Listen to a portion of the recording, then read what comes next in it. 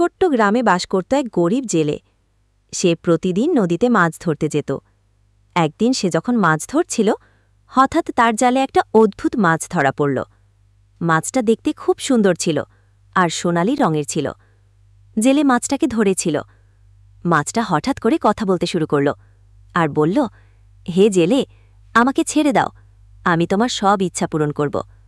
জেলে প্রথমে বিশ্বাস করতে পারছিল না, কিন্তু পরে সে মাছটাকে ছেড়ে দিল। মাছটা বলল, তোমার যা ইচ্ছা চাও, আমি তা পূরণ করব। জেলে তার পরিবারের জন্য খাবার আর একটা নতুন ঘর চাইল। মাছটা তার ইচ্ছা পূরণ করল। জেলে খুশি হয়ে বাড়ি ফিরে গেল। এরপর জেলে আর তার পরিবার সুখে শান্তিতে দিন কাটাতে লাগল। একদিন জেলের স্ত্রী বলল, তুমি মাছটার কাছে একটা রাজপ্রসাদ চাও। প্রথমে জেলের এই ভিডিওটি ভালো লাগলে সাবস্ক্রাইব করে পাশে থাকবেন এবং লাইক করুন। আরও কি ভিডিও দেখতে চান তা অবশ্যই কমেন্টে জানান।